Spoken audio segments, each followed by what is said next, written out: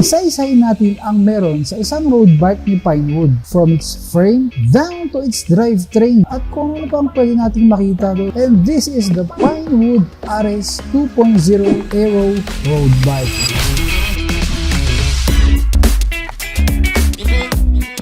What's up mga kabakbaka? Isa-isahin natin ang meron sa isang road bike ni Pinewood, from its frame down to its drivetrain at kung ano pang pwede nating makita doon. And this is the Pinewood RS 2.0 Aero road bike. And as always, let's start from its frame. Sa frame niya ay naka-aluminum alloy 6061 T6 triple batted smooth welding with carbon putty. Naka-tapered head tube at QR. And naka-ano pa siya, no? Rim brake aero. Quick facts. Alam mo ba ang pagkakaiba ng aluminum alloy at aluminum alloy? Isa-isahin natin ha, kasi minsan nagkakalituan dyan, no?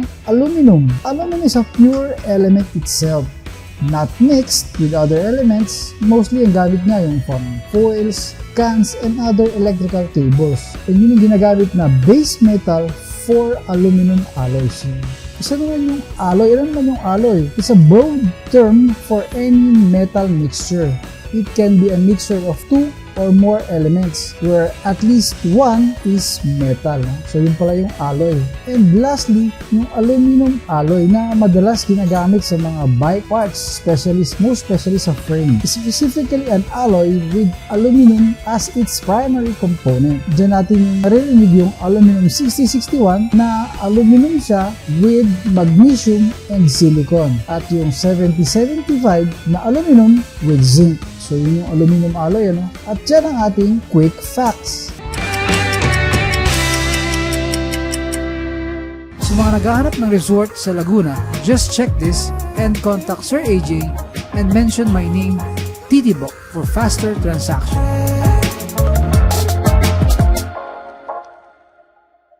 Next naman natin yung kanyang fork. Sa kanyang fork ay naka-aluminum alloy 6061. Sa cockpit naman, from the seat post na aero, drop bar at stem ay naka-aluminum alloy din siya. Meron siyang comfortable saddle at isama na rin natin yung kanyang Shimano STI na Claris R2000 na drifters na 2x8 speed.